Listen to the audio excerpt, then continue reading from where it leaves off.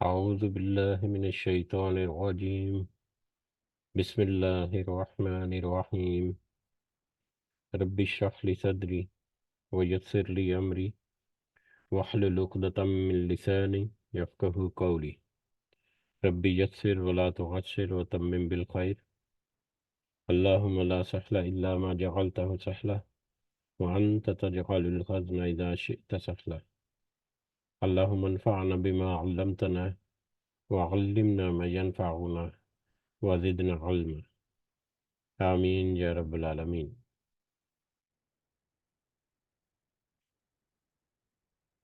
آج ہم انشاءاللہ اللہ کے خاص فضل و کرم سے، اس کی خاص رحمت اور توفیق سے، سورۃ الصافات کی آیت نمبر 149 سے اپنا سبق دیکھیں گے اور کچھ آیات کو سمجھنے کی کوشش کریں گے۔ سب سے پہلے ہم اسی کی حمد اور اسی کا شکر اور اسی کی تعریف کرتے ہیں جس نے ہمیں یہ وقت اور یہ مہلت عطا فرمائی، جس نے ہمیں یہ سہولیات اور یہ نعمتیں اور یہ آسائشیں عطا فرمائیں، اور خاص کر جس نے ہمارے دلوں میں یہ ڈالا کہ ہم اس بابرکت کلام کو سمجھنے کی کوشش کریں۔ اللہ تعالیٰ سے دعا ہے کہ ہماری اس کوشش میں ہمیں استقامت عطا فرمائے۔ اس کے ذریعے سے اللہ تعالیٰ ہمیں خود کی اور اپنے ساتھیوں کی اصلاح کرنے کی توفیق عطا فرمائے،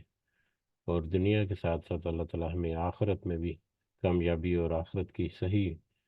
فلاح جو ہے اور اپنا خاص فضل و کرم دنیا اور آخرت کا وہ ہمارے سامنے حال رکھے۔ آمین یا رب العالمین۔ اس سے پہلے جو ہم نے پچھلی مجلس میں جو سبق دیکھا تھا، آیت نمبر 1 غالباً 123 سے لے کر 148 تک، اس کا ایک دفعہ ترجمہ دہراتے ہیں، جس میں اللہ تعالیٰ نے فرمایا آیت نمبر 123 سے آنورڈ کہ بے شک الیاس علیہ السلام بھی پیغمبروں میں سے تھے، جبکہ انہوں نے اپنی قوم سے فرمایا کہ تم اللہ سے ڈرتے نہیں ہو، تم اللہ سے ڈرتے کیوں نہیں ہو؟ کیا تم بعل نامی بت کو پکارتے ہو اور سب سے بہتر خالق کو چھوڑ جاتے ہو یا بھول جاتے ہو، نظر انداز کر دیتے ہو؟ اللہ جو تمہارا اور تمہارے اگلے باپ دادوں کا رب ہے، لیکن قوم نے انہیں جھٹلایا، پس وہ ضرور عذاب میں حاضر کیے جائیں گے، سوائے اللہ کے مخلص بندوں کے۔ ہم نے الیاس علیہ السلام کا ذکر خیر پچھلوں میں باقی رکھا کہ الیاس پر سلام ہو۔ ہم نیکی کرنے والوں کو اسی طرح سے بدلہ دیتے ہیں، بے شک وہ ہمارے ایماندار بندوں میں سے تھے۔ بے شک لوط علیہ السلام بھی پیغمبروں میں سے تھے، ہم نے انہیں اور ان کے گھر والوں سب کو نجات دی، بجز اس بڑھیا کے جو پیچھے رہ جانے والوں میں سے تھی۔ پھر ہم نے اوروں کو ہلاک کر دیا، اور تم تو صبح ہونے پر ان بستیوں کے پاس سے گزرتے ہو اور رات کو بھی، کیا پھر بھی نہیں سمجھتے؟ اور بلا شبہ یونس علیہ السلام بھی نبیوں میں سے تھے، جب بھاگ کر پہنچے ایک بھری کشتی پر، پھر قرآن اندازی ہوئی تو یہ مغلوب ہو گئے، تو پھر انہیں مچھلی نے نگل لیا اور وہ خود اپنے آپ کو ملامت کرنے لگ گئے۔ پس اگر یہ پاکی بیان کرنے والوں میں سے نہ ہوتے تو لوگوں کے اٹھائے جانے کے دن تک اس کے پیٹ میں ہی رہتے ہیں۔ پس انہیں ہم نے چٹیل میدان میں ڈال دیا اور وہ اس وقت بیمار تھے، اور ان پر سایہ کرنے والا ایک بیلدار درخت ہم نے اگا دیا، اور ہم نے انہیں 1 لاکھ بلکہ اور زیادہ آدمیوں کی طرف بھیجا، پس وہ ایمان لائے، اور ہم نے انہیں ایک زمانے تک عیش و عشرت عطا فرمائی۔ یہ حیات تھیں جو کہ ہم نے پچھلے سبق میں دیکھی تھیں، اور پچھلے سبق تک ہم نے دیکھا کہ حضرت نوح علیہ السلام سے لے کر اس کے بعد آنے والے مختلف رسولوں کا اللہ تعالیٰ نے ذکر کیا، جس میں حضرت ابراہیم، حضرت اسحاق، یعقوب، حضرت اسحاق یعقوب کا ذکر تو نہیں، لیکن ہم نے تذکرہ کیا، حضرت اسحاق کا تھا، حضرت اسماعیل کا تھا، حضرت یونس علیہ السلام، حضرت الیاس علیہ السلام، حضرت لوط علیہ السلام. تو یہ بہت سارے، اور ان کا ذکر فرما کر یہ واضح کر دیا کہ پچھلے باپ دادا جو ہیں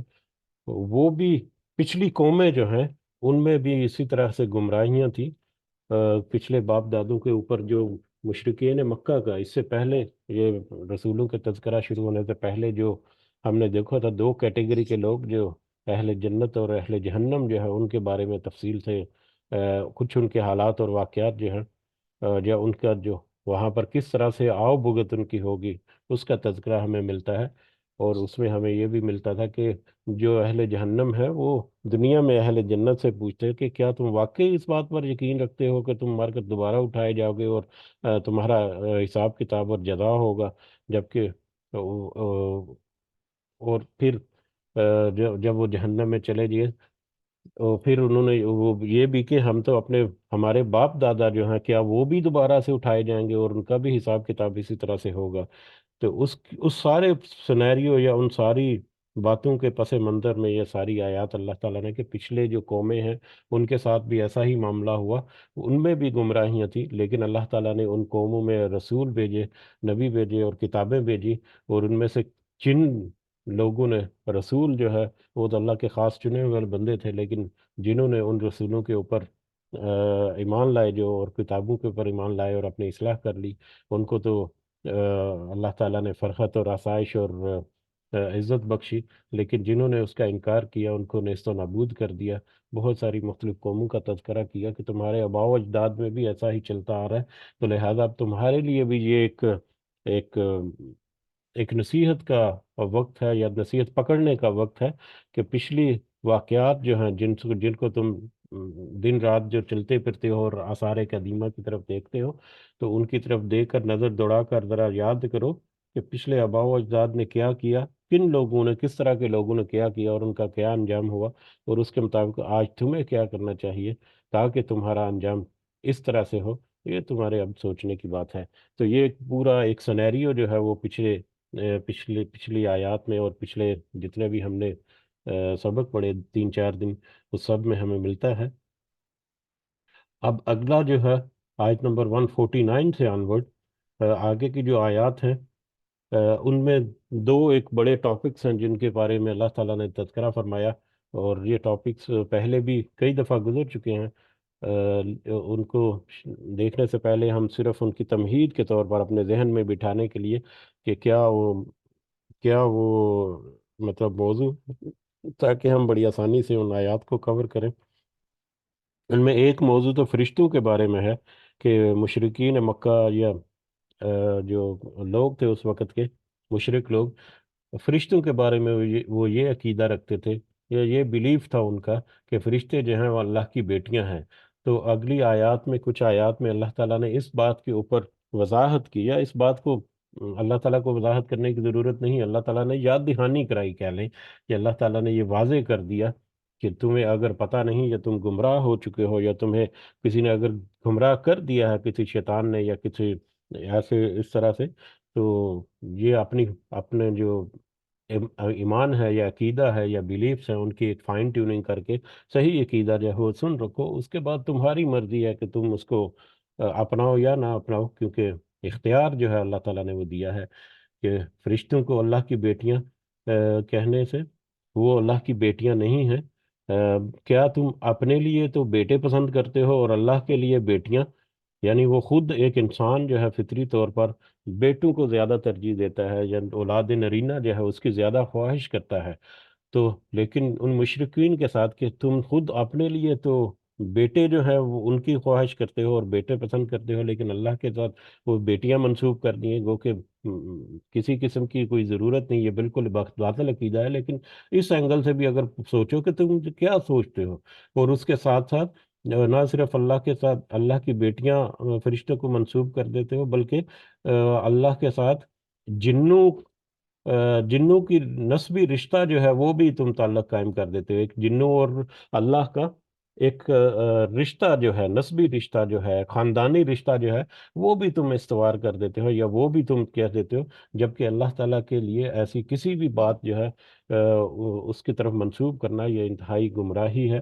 اور انتہائی گمراہ کن ہے۔ اور اسی بات کے اوپر پھر فرشتے جو ہیں ان کا بھی قول اللہ تعالیٰ نے ذکر کیا، کہ فرشتے کہتے ہیں کہ ہماری جو رسپانسبلٹیز ہیں، ہمارے جو کام ہیں، یا ہمارا جو ایک مقام ہے اللہ تعالیٰ کی نظر میں، اللہ تعالیٰ کی بارگاہ میں، وہ تو مقرر ہے، وہ تو طے شدہ ہے، اور ہم تو اللہ ہی کی پاکیزگی بیان کرتے رہتے ہیں، اور اسی کی اطاعت میں اور اسی کے احکامات کی بجا آوری میں اپنے آپ کو صف بستہ رکھتے ہیں۔ تو لہذا فرشتے جو ہیں انہوں نے بھی کلیریفائی کر دیا کہ، یعنی فرشتوں کا قول بھی اللہ تعالیٰ نے نقل کیا اگلی آیات میں، کہ اگر کہ وہ بھی اپنا مقام جو ہے وہ خوب اچھی طرح سے سمجھتے ہیں، اور یہ جو مشرک جو کہتے ہیں، جو گمراہ کن عقائد رکھتے ہیں، ان کا مطلب سرے سے کوئی وجود ہی نہیں، سب باطل اور من گھڑت عقائد ہیں۔ تو ایک تو یہ ٹاپک ہے اگلی آیات میں، اور اس کے بعد دوسرا ٹاپک جو ہے وہ ہمیں ملے گا کہ جو مشرقین مکہ جو ہیں، یا خاص کر مکہ اور اس کے ارد گرد کے لوگ جو ہیں، وہ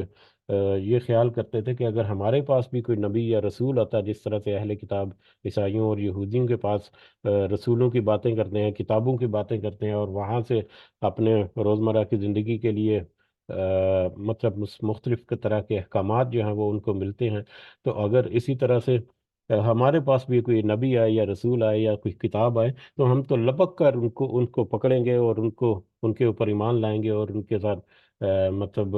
ہم بھی ہدایت والے لوگوں میں شامل ہو جائیں گے۔ لیکن اب جب وہ نبی جو ہے صلی اللہ علیہ وسلم اور کتاب جو ہے وہ ان کے درمیان موجود ہوئی، تو اس کا ان کے انکار کر دیا، اور اس انکار کے بدلے میں نبی کریم صلی اللہ علیہ وسلم کو کہا جا رہا ہے کہ آپ تھوڑا سا صبر کریں، اپنی نصیحت جو ہے وہ جاری رکھیں۔ اب یہ انکار اگر کرتے ہیں تو یہ جلد ہی اپنا معاملہ جو ہے، یا اپنا انجام جو ہے وہ دیکھ لیں گے، اور یہ جلد ہی انجام جو ہے دنیا میں بھی انجام دیکھ لیں گے، اور آخرت میں بھی کیا ان کا حال ہونے والا ہے وہ بھی وہ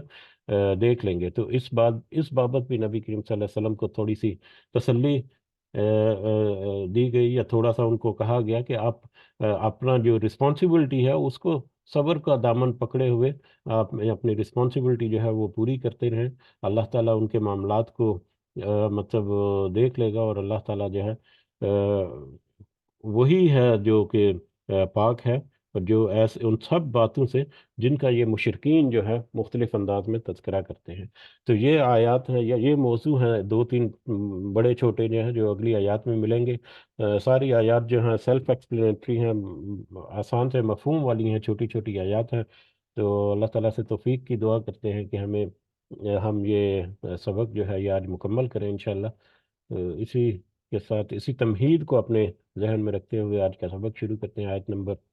149 سے۔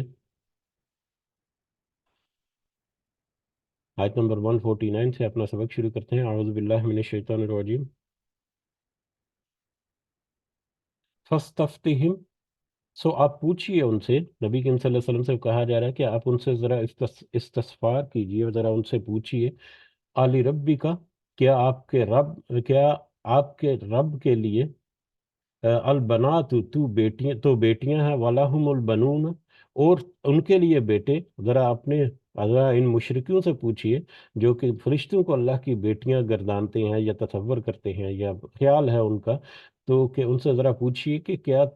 اب تیرے رب کے لیے، آپ کے رب کے لیے تو بیٹیاں ہیں، جبکہ تم اپنے لیے بیٹوں کی خواہش کرتے ہو، اپنے لیے بیٹے پسند کرتے ہو۔ ہم خلقنا، یا ہم نے پیدا کیا، یا یہ پوچھئے، یا یہ کہ دوسری بات کہ یا ہم نے پیدا کیا الملائکۃ، فرشتوں کو، اناسن، مونس یا لڑکیاں، وہم شاہدون، اور وہ موجود تھے، یا جس وقت ہم نے ان فرشتوں کو مونس کی صورت میں یا لڑکیوں کی شکل میں پیدا کیا، بیٹیوں کی شکل میں پیدا کیا، اس وقت کیا تم موجود تھے؟ کیا تم شاہد ہو اس بات کے؟ شاہد جو ہے، گواہ ہونا جو ہے، وہ یہی ہے، آنکھوں دیکھا حال جو ذکر کرتا ہے وہ شاہد ہے، وہ گواہی ہے۔ تو کیا تم اس بات کے شاہد ہو، یا کیا تم نے خود دیکھا ہے اس بات کو کہ اللہ تعالیٰ نے کس طرح سے اپنے فرشتوں کو لڑکیاں پیدا کی ہیں؟ تو اللہ خبردار، یہ سن رکھو، یہ جان رکھو، اپنے آپ کو ذرا مطلب اپنی اصلاح کر لو، اپنے عقیدے کی اصلاح کرو۔ انہم من افکہم لیقولون، کہ بے شک اپنے ہی جھوٹ اپنے جھوٹ ہی سے یقیناً وہ سب کہتے ہیں، یعنی وہ جو باتیں کرتے ہیں وہ سب اپنی ہی طرف سے افکہم گھڑا ہوا جھوٹ ہے، اپنی طرف سے من گھڑت باتیں جو ہیں وہ کرتے ہیں، قول ہیں ان کے ولد اللہ، کیا کیا قول ان کا من گھڑت ہے، ولد اللہ کہ اللہ نے کوئی اولاد جنی ہے، اللہ نے کوئی اولاد جنی ہے، یا اس طرح کے جتنے جو قول ہیں ان کے، وہ ان کے سارے من گھڑت ہیں، وَإِنَّهُمْ لَكَاذِبُونَ، اور بے شک یہ سارے قول جو ہیں وہ جھوٹے ہیں، بے شک وہ یقیناً جھوٹے ہیں۔ استفا، کیا اس نے پسند کر لیا ہے البناتی، بیٹیوں کو، البنین، بیٹوں پر؟ کیا اللہ کو اگر بالکل بھی اس کی ضرورت نہیں ہے، نہ ہی اس کا کوئی وجود ہے ایسے کسی عقیدے کو، لیکن اگر ایسا کرنا بھی پڑتا تو کیا اللہ تعالیٰ بیٹیوں کو بیٹوں پر ترجیح دیتا یا پسند کرتا؟ جس طرح سے انسان کی فطرت ہے کہ وہ بیٹے چاہتا ہے، اور بیٹیاں جو ہے اس کی خواہش اس کی کم ہوتی ہے، یا ترجیحاً وہ بیٹا جو ہے ان کو بیٹیوں پر ترجیح دیتے ہیں، تو کیا اللہ جو ہے اپنے لیے بیٹیوں کو پسند کرتا ہے بیٹوں پر؟ گو کہ یہ عقیدہ بالکل باطل ہے، جس کو پہلے سے واضح کر دیا۔ مالکم، کیا ہو گیا تمہیں، کئی فتح کمون، یہ کس طرح کے فیصلے کرتے ہو، کس طرح کی باتیں کرتے ہو، کس طرح کے اول فول بکتے رہتے ہو تم اللہ کے بارے میں؟ افلا تذکرون، کیا تم غور نہیں کرتے؟ تھوڑا سا غور کرو ایسے لوجیکل دلائل کے اوپر بھی، اور یعنی لوجیکل دلیل جو ہے وہ بھی، کہ کیا اپنے لیے بیٹیاں اور بیٹے اور اللہ کے لیے بیٹیاں پسند کرتے ہو؟ یا اس سے پہلے کیا تم واقعی تم نے دیکھا ہے اس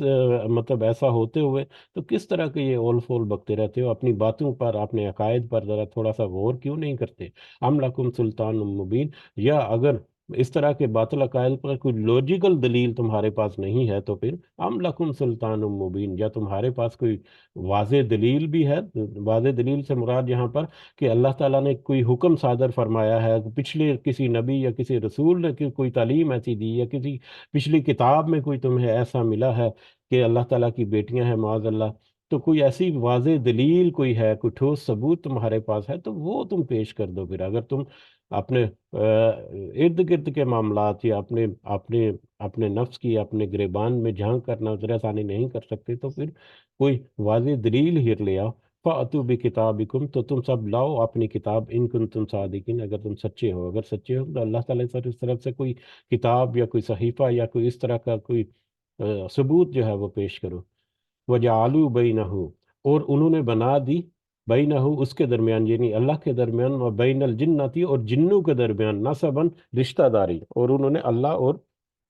جنوں کے درمیان رشتہ داری بنا دی۔ اب یہاں پر اللہ اور جنوں کے درمیان رشتہ داری بنا دی۔ اب یہاں پر یہ جو جنہ ہے، اس کے مختلف جو ترجمے کیے گئے ہیں، اس میں دو طرح کے ترجمے ہمیں ملتے ہیں یہاں پر۔ ایک تو ترجمہ ملتا ہے کہ جنوں کے بارے میں، جیسا کہ یہاں پر ترجمہ کیا گیا کہ انہوں نے تو اللہ اور جنوں کے درمیان رشتہ داری ٹھہرا دی یا رشتہ داری بنا دی۔ دوسرا ترجمہ اس کا ملتا ہے اللہ اور فرشتوں کے درمیان، یعنی جنہ کا مطلب ایک جو لغوی معنی ہے وہ یہ ہے کہ نہ نظر آنے والی مخلوق، ایک غیر مرئی مخلوق، وہ چیز جو ایگزسٹ کرتی ہے لیکن دیکھی نہیں جا سکتی، یا انسان جو ہے وہ دیکھ نہیں سکتا۔ تو اس مطلب کے تحت انہوں نے اس کا جو مفہوم ہے وہ فرشتے کیا ہے، کہ انہوں نے اللہ اور فرشتوں کے درمیان رشتہ داری قائم کر دی ہے۔ دونوں مفہوم جو ہے ان کا جو ایکسپلینیشن ہے وہ دونوں کی تقریباً سیم ہی ہے، تھوڑا سا ڈفرنس جو ہے وہ صرف مفہوم میں ہے، اور اس مفہوم کے مطابق جو ہے یہ آیت اور اگلی کچھ آیات میں تھوڑا سا ڈفرنس جو ہے وہ ہمیں ملتا ہے مفہوم کے مطابق، لیکن اوور آل ایکسپلینیشن جو ہے وہ سیم ہی ہے۔ تو یہاں پر جنوں، اب اس میں کیا ہے کہ جب ان لوگوں سے پوچھا جاتا، مشرکین مکہ سے یا مشرکین سے جو یہ بلیو کرتے کہ فرشتے جو اللہ کی بیٹیاں، تو ان سے جب کہا جاتا کہ اگر وہ اللہ کی بیٹیاں تو ان کی مائیں کون سی ہیں؟ اللہ کو تو تم ان کا باپ کہتے ہیں، تو مائیں ان کی کون سی ہیں فرشتوں کی؟ تو وہ کہتے ہیں کہ بڑی بڑی جننیاں یا بڑے بڑے جن جو ہیں وہ ان کی مائیں ہیں، یعنی جنوں کو، بڑے بڑے جنوں کو وہ فرشتوں کی مائیں جو ہیں وہ تصور کرتے تھے، اور جب وہ جنوں کو فرشتوں کی مائیں تصور کرتے تھے تو اس طرح سے وہ کر کے وہ جنوں کو اللہ کا رشتہ دار جو ہے وہ تصور کرتے یا مقرر کر دیتے تھے، یا اگر جن سوری فرشتے جو ہیں وہ اللہ کی جنوں کی بیٹیاں ہیں، تو اس طرح سے فرشتوں اور اللہ کے درمیان بھی ایک نسبی تعلق یا نسبی رشتہ جو ہے وہ اس طرح سے وہ گمان کرتے تھے یا ذکر کرتے تھے یا بیان کرتے تھے، جو کہ بالکل یہ بھی ایک باطل عقیدہ ہے۔ تو یہ اس کی طرف اب اشارہ ہے کہ انہوں نے تو اللہ اور جنوں کے درمیان بھی رشتہ داری قائم کر دی یا بنا دی۔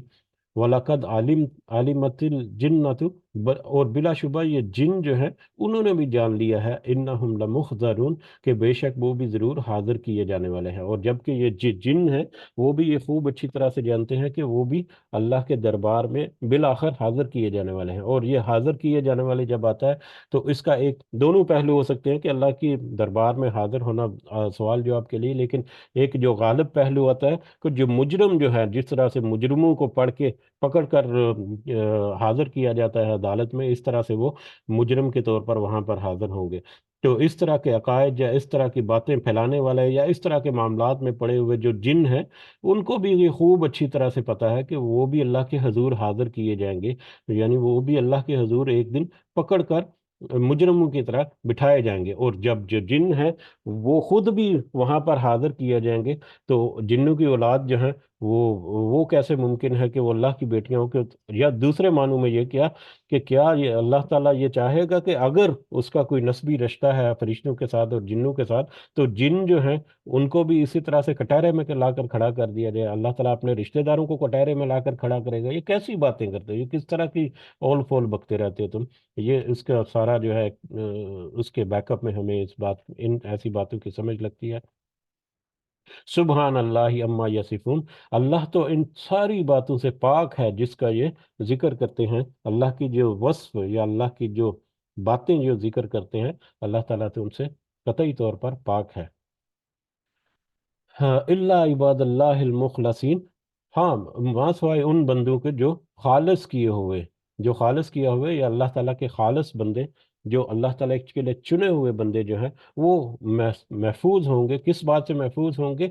لا محضرون، کہ حاضر کیا جائے ان کو، یعنی اللہ تعالیٰ کے حضور یہ چنے ہوئے اس کے خالص بندے جنہوں نے ان آیات کو پڑھ کر اپنی اصلاح کر لی، وہ تو پھر اللہ کے حضور محضرون، یعنی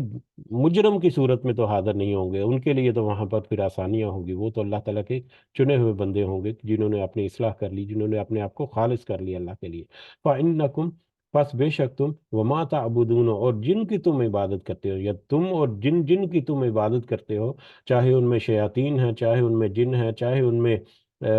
فرشتے ہیں، جن کی تم عبادت کرتے ہو، ما انتم علیہ بفاتنین، نہیں ہے تم اس پر، یعنی اللہ کے خلاف ہرگز بہکانے والے۔ کسی کو تم بہکانے، تم اور تمہارے وہ معبود جو ہیں باطل معبود، تو تم دونوں گروہ جو ہے اگر مل بھی جاؤ تو تم اللہ کے خلاف نہیں بہکا سکتے، الا مگر من ہوا صال الجحیم، اسے جو داخل ہونے والا ہے بڑکتی آگ میں، ما سوائے اس کے کہ جو اس بڑکتی ہوئی آگ کی طرف چلتا جا رہا ہے، یعنی جو اس گمراہی کے راستے پر چلتا جا رہا ہے، صرف وہی ہے جن کو تم بہکا سکتے ہو۔ یہ جو اللہ کے مخلص بندے ہیں جنہوں نے اپنی اصلاح کر لی ان باتوں کو سوچ سمجھ کر، ان کو تم اللہ کے اس راستے سے بہکا نہیں سکتے۔ وما منا، اور نہیں ہم میں سے، الا لہ مقام معلوم، مگر اس کے لیے ایک مقرر مقام ہے، ایک مقام ہے مقرر۔ اب یہ فرشتے جو ہیں ان کا تذکرہ یا فرشتوں کا قول ہے، اللہ تعالیٰ نے نقل کیا کہ فرشتے بھی اب اس بات کی کلیریفیکیشن کر رہے ہیں یا گواہی دے رہے ہیں فرشتے بھی کہ وما منا الا لہ مقام معلوم،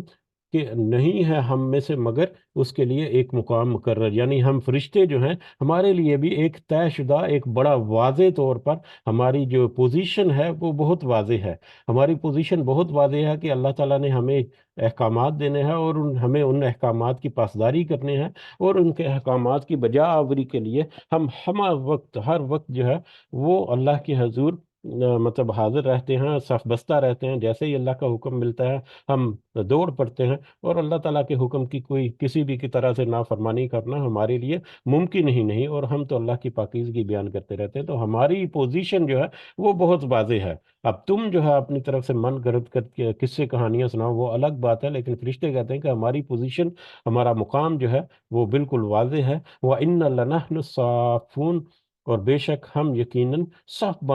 باندھے کھڑے کھڑے رہنے والے میں، یعنی یہ بھی سورہ صافات سے ہے، صف بستہ ہو کر کھڑے ہونے والے، کہ ہم فرشتے جو ہیں ہم تو اللہ کی حکم کی بجا آوری کے لیے اس کی مجلس میں، اس کی محفل میں، اس کے حضور صف باندھے کھڑے رہتے ہیں، صف بستہ کھڑے رہتے ہیں مستعدی کے ساتھ، چوکس ہو کر، چکنے ہو کر، کہ ہمیں جیسے ہی حکم صادر ہو اور ہم اس حکم کو تعمیل کریں۔ وَإِنَّ لَنَحْنُ الْمُسَبِّحُونَ، اور بے شک ہم یقیناً اللہ کی تسبیح کرنے والے ہیں، ہم ہر وقت اللہ کی تسبیح کرتے رہتے ہیں۔ تو اس طرح کے پروٹوکول میں یا اس طرح کی حالت میں اگر ہم ہیں، بہت واضح اور بہت کلیئر پوائنٹ کے اوپر، پوزیشن کے اوپر، تو یہ کیسے ممکن ہے کہ ہم اللہ تعالیٰ کے ساتھ کوئی رشتہ داری ہو فرشتوں کے اوپر؟ تو یہ مزید وضاحت جو ہے ان کے اس عقیدے کی، وہ ہمیں فرشتوں کے قول سے بھی ملتی ہے۔ اب وہ دوسرا ٹاپک جو ہے اس کی طرف، کہ وہ کہتے کہ مطلب ہمارے پاس بھی اگر نبی اور کتابیں اور رسول آتے تو ہم بھی لپک کر اس کو لبیک کہتے اور اس پر ایمان لے آتے۔ تو اب یہ دوسرا ٹاپک جو ہے وہ یہاں سے شروع ہو رہا ہے، وَإِن كَانُوا لَيَقُولُونَ، اور بے شک وہ سب کفار کہتے تھے، لَيَقُولُونَ، یقیناً وہ سب کہا کرتے تھے، لَوْ أَنَّ عِندَنَا ذِكْرًا مِّنَ الْأَوَّلِينَ، کہ اگر بے شک ہمارے پاس ہوتی کوئی نصیحت پہلے پہلے لوگوں کی، یعنی ہمارے پاس بھی کوئی کتاب آئی ہوتی یا کوئی نصیحت ہوتی جس طرح سے پہلے لوگوں کے پاس تھی، لَكُنَّا عِبَادَ اللَّهِ الْمُخْلَصِينَ، تو ضرور ہم ہوتے اللہ کے بندے چنے ہوئے، تو ہم بھی اپنے آپ کو اللہ کے لیے خالص کر لیتے، ہم بھی لپک کر اس کو لبیک کہتے اور اس کے مطابق اپنی اصلاح کر لیتے۔ فَكَفَرُوا بِهِ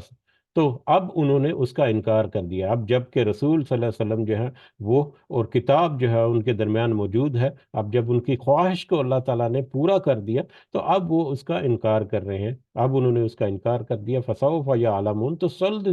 تو جلد ہی وہ سب جان لیں گے۔ اب اس انکار کا جو انجام ہے، وہ انجام وہ جلد ہی جان لیں گے، عنقریب، یہ عنقریب وہ جان لیں گے، دنیا میں بھی اور آخرت میں بھی۔ دنیا میں بھی انجام جو ہے ان کا کیا ہوگا وہ بھی عنقریب ان کے سامنے آ جائے گا، اور آخرت میں بھی ان کا انجام کیا ہوگا وہ بھی ان کے سامنے آ جائے گا، اور وہ کوئی دیر نہیں، عنقریب ہے۔ وَلَقَدْ سبقت، اور بلا شبہ یقیناً پہلے طے ہو چکی،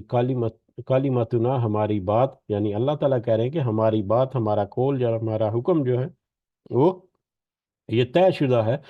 لعبادنا، کہ ہمارے بندوں کے لیے، المرسلین، جو کہ بھیجے ہوئے، یعنی جو اللہ تعالیٰ نے جو رسول بھیجے ان کی بابت اللہ تعالیٰ کی جو ہدایت ہے یا اللہ تعالیٰ کی جو نصیحت ہے یا ان کے بارے میں اللہ تعالیٰ کی جو تدبیر ہے وہ تو بہت واضح ہے، وہ تو طے شدہ ہے، وہ تو یقیناً ایک مطلب پکی بات ہے۔ وہ کیا بات جو ہے وہ طے شدہ ہے، خاص کر جس کا تذکرہ یہاں پر اللہ تعالیٰ کریں گے، انہم لہم انہم لہم المنصورون، کہ بلا شبہ وہ یقیناً وہی مدد کیے جانے والے ہیں، یعنی یہ رسول جو ہیں جن کو اللہ تعالیٰ نے بھیجا ہے اس سے پہلے بھی، اور اب یہ خاص کر یہ نبی کریم صلی اللہ علیہ وسلم کے بارے میں ہے، کہ بلا شبہ ان کے لیے بات طے شدہ ہے کہ وہ سب مدد کیے جانے والے ہیں، کہ ان رسولوں کی جس طرح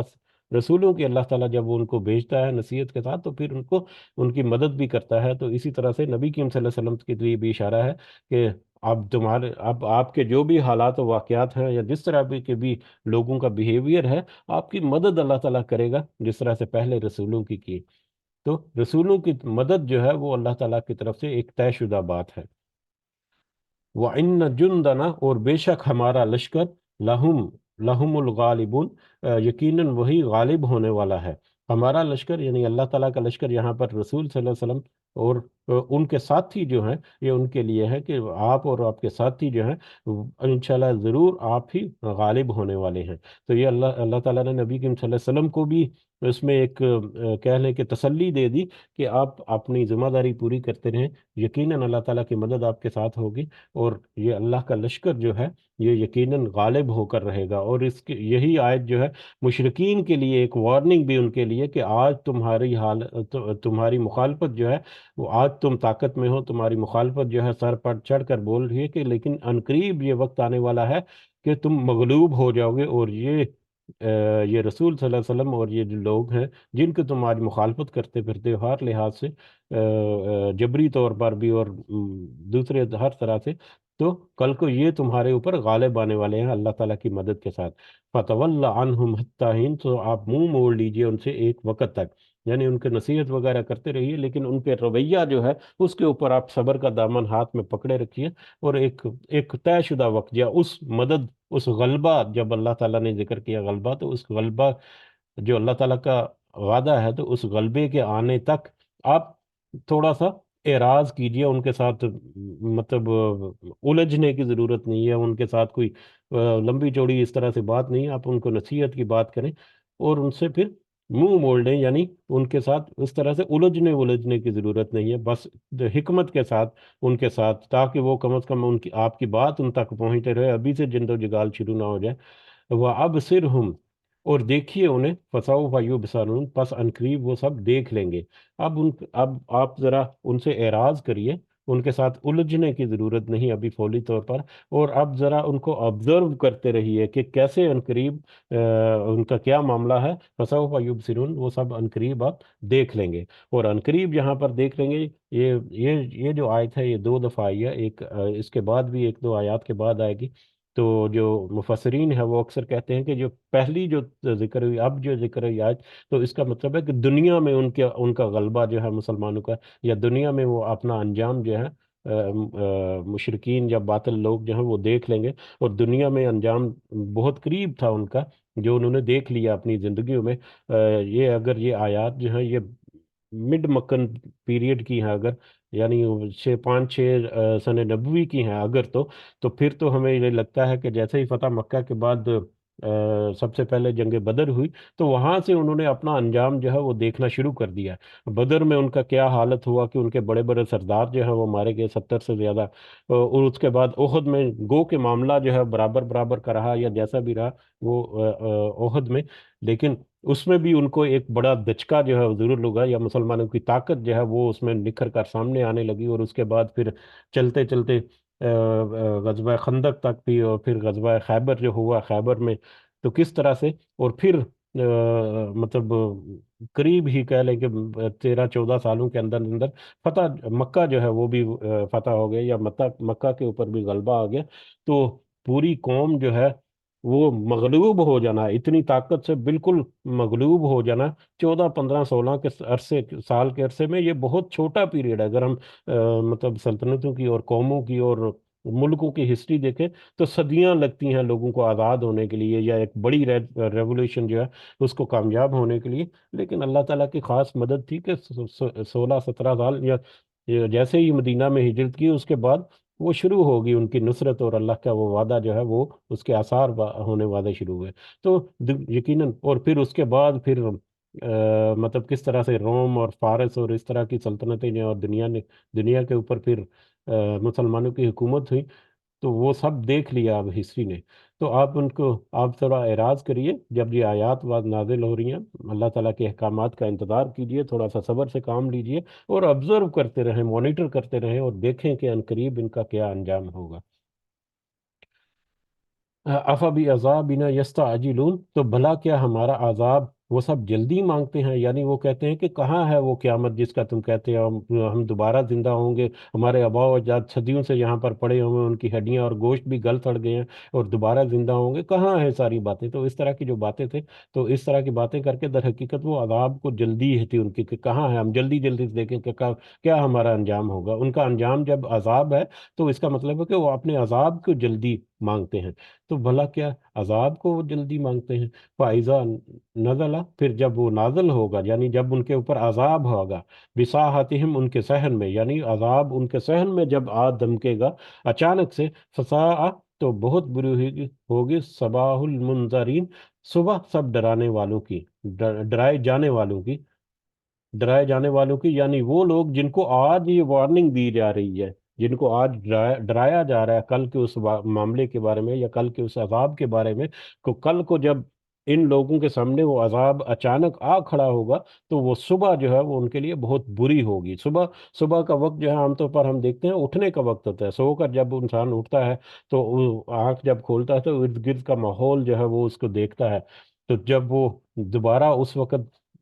موت کی نیند سے دوبارہ جب اٹھیں گے تو ان کی آنکھیں جو ہیں پھٹی کی پھٹی رہ جائیں گی کہ یہ کیا ہو گیا۔ تو اچانک سے یہ لوگ جن کو آج وارننگ دی جا رہی ہے، ان میں ہم بھی شامل ہیں کہ ہمیں بھی آج یہ وارننگ دی جا رہی ہے، بہت سارے میٹرز میں ہمیں بھی یقیناً بہت ساری نصیحت کی باتیں ہیں ان میں، تو جن کو آج یہ وارننگ دی جا رہی ہے، بتایا جا رہا ہے کہ دیکھو آج اگر یہ کرو گے کل تمہارے ساتھ یہ ہوگا، تو وہ کل کو جب وہ وقت آئے گا تو وہ صبح جو ہے جب وہ اچانک ان کا جو وقت ہے ان کے صحنوں میں آ کر کھڑا ہو جائے گا، ان کے سامنے آ دھمکے گا، تو وہ صبح یا وہ اٹھنا ان کا وہ بہت برا ان کا منظر ہوگا، بہت ہی ہولناک منظر ہوگا ایسے لوگوں کے لیے۔ وَتَوَلَّ عَنْهُمْ حَتَّىٰ حِينٍ، تو سب تو آپ منہ موڑ لیں ان سے ایک ایک وقت تک، یعنی ایک وقت تک آپ تھوڑا سا ان سے اعراض کرتے رہیں، وہی بات دوبارہ کہ الجھنے کی ان سے ضرورت نہیں ہے، اپنی نصیحت کی ذمہ داری جو ہے وہ پوری کرتے رہیں۔ وہ اب صرف، اور آپ دیکھیں، آپ ان کو مانیٹر کریں، فسوف یبصرون، پس انقریب وہ بھی دیکھ لیں گے، وہ سب بھی دیکھ لیں گے، آپ ان کو مانیٹر کرتے رہیں، انقریب وہ بھی اب دیکھ لیں گے۔ اب یہ دوبارہ سے یہ آیات جو ہے ذکر ہوئی پچھلی آیت کے مطابق، اب یہ قیامت کے بارے میں ہے کہ دنیا میں تو ان کا انجام جو ہے وہ پہلے آیت میں ذکر ہوا، اب آگے جو ہے کہ آخرت میں بھی ان کا انجام کیسا ہوگا وہ بھی عنقریب وہ ان کو سامنے آ جائے گا، اور قیامت بھی بالکل قریب ہے، جیسا کہ ہم نے آخری بہت ساری احادیث بھی پڑھی، حدیث کے مجلس میں ہم نے دیکھا کہ قیامت تو ایسے ہے جیسے جوتے کا تسمہ ہے، کہ بالکل قریب ہی ہمارے بالکل ہی ساتھ کھڑی ہے قیامت، جہاں یا موت کے بس موت کا فاصلہ ہے اس کے درمیان میں۔ سبحان ربی کا رب العزتی اما یصفون، پاک ہے آپ کا رب جو کہ بڑا باعزت ہے، یا آپ کا باعزت رب جو ہے، عزتوں والا رب جو ہے وہ تو پاک ہے، اما یصفون، ان ساری باتوں سے، ان سارے گمراہ کن عقائد سے، ان سارے گمراہ کن باتوں سے اور بلیف سے جس کا یہ لوگ ذکر کرتے ہیں۔ تو اللہ تعالیٰ تو ان ساری باتوں سے بالکل پاک ہے کہ ان کے کوئی فرشتے ہیں یا ان کے کوئی مطلب شریک ہیں جن کے ساتھ وہ مطلب اس کا انجام دیتا ہے۔ اللہ تعالیٰ ایسی سارے وصائف سے، ایسی ساری اوصاف سے بالکل پاک ہے، اور وہ تو بڑا ہی عزتوں والا ہے۔ وسلام علی المرسلین، اور رسول ہو تمام رسولوں پر، اور سلام ہو تمام رسولوں پر۔ اس سے پہلے جتنے رسولوں کا ذکر ہوا اس سے پہلے سب کے ساتھ اللہ تعالیٰ نے کہا کہ سلام، سلام علی یاسین، حضرت نوح علیہ السلام پر، حضرت ابراہیم، اور سارے ان کو باری باری جو ہے وہ سلام۔ تو اب سارے رسول جو ہیں ان کی طرف اللہ تعالیٰ نے سلامتی یہاں پر بھیجی کہ سلام ہو رسولوں پر، والحمد للہ رب العالمین، اور سب کی سب تعریف اور سب کا سب شکر جو ہے وہ اللہ ہی کے لیے ہے جو کہ تمام جہانوں کا رب ہے، تمام جہانوں کا پالنے والا ہے۔ اور پھر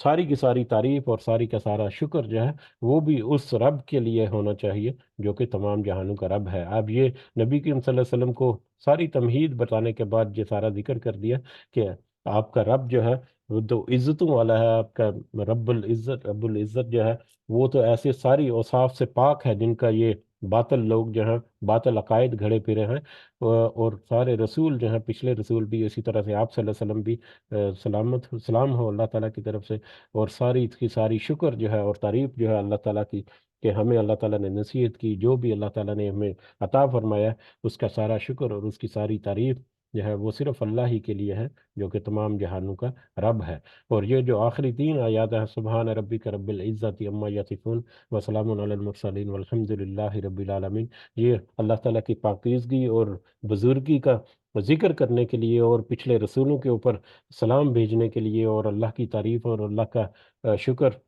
بیان کرنے کے لیے بڑی خوبصورت اور بہترین آیات میں سے آیات ہیں۔ اسی لیے ہم نے دیکھا کہ اکثر جو ہے مبلغین اور جو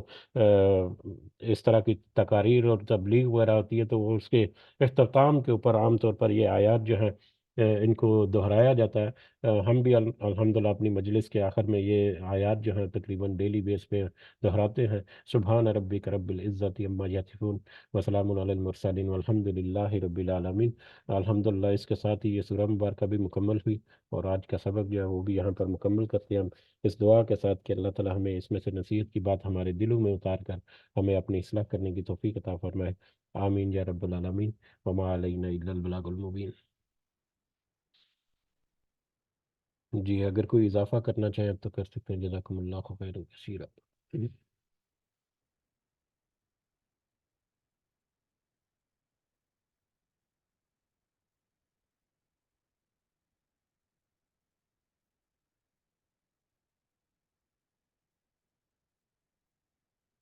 جی اسی کے ساتھ پھر مجلس کو اختتام کی طرف لے کر جاتے ہیں۔ اللہ تعالی ہم سب کا حامی و ناصر ہو، ہمارے جتنے ظاہری اور باطنی مسائل ہیں اللہ تعالیٰ اپنی خاص مدد ہمارے لیے کرے۔ فلسطین اور غزہ کے مسلمانوں کی اللہ تعالیٰ خاص مدد فرمائے، جہاں تک ممکن ہو، مالی طور پر بھی اور مطلب معاشی طور پر بھی ان کی مدد جو ہمارے بس میں ہے وہ ضرور کریں آپ۔ اور ان کی مالی مدد کے ساتھ ساتھ معاشی طور پر ہم یہودیوں کو کمزور کر سکتے ہیں، ہمارے پاس ایک طاقت جو ہے وہ موجود ہے، بقطع نظر اس کے کہ ہماری حکومتیں کیا کرتی ہیں یا ہمارے حکمران کیا کرتے ہیں، یہ وہ ساری باتیں چھوڑ کر ہم اپنا حصہ جو ہے اس طرح سے بھی ڈال سکتے ہیں۔ تو اس کو ضرور اپنے ذہنوں میں رکھیں۔ جو لوگ آپ کے زیر اثر ہیں، جو آپ کی بات سنتے ہیں یا جن کے اوپر آپ کی بات اثر کرتی ہے، ان کو خاص کر یہ بات ضرور بتائیں، کیونکہ عام طور پر واٹس ایپ وغیرہ پہ ادھر ادھر بھیج دینا بہت سب چاہتا ہے، تو ضرور ہونا چاہیے، اس چیز کو پھیلانا چاہیے۔ لیکن وہ لوگ جو آپ سے محبت کرتے ہیں اور آپ کی بات جو ہے ان کے دلوں پر اثر کرتی ہے، ان کو آپ ذکر کریں گے تو آپ زیادہ افیکٹولی آپ نے اس یہ جو مقصد ہے اس کو پورا کر سکتے ہیں۔ بہرحال اللہ تعالی ہمیں طاقت اور توفیق دے کہ ہم جو کچھ ہمارے پاس بن پڑتا ہے ہم کر سکیں۔ آمین۔ اللہ تعالی ہمارے والدین کو اپنے خاص فضل و کرم میں رکھے، صحت سے بھرپور زندگی عطا فرمائے، اور جو اس دنیا سے گزر گئے ہمارے والدین، بہن بھائی، سارے بزرگ اور سارے مومنین اور مومنات، اللہ تعالیٰ سب کو اپنے خاص فضل و کرم سے جنت الفردوس میں اعلیٰ مقام عطا فرمائے۔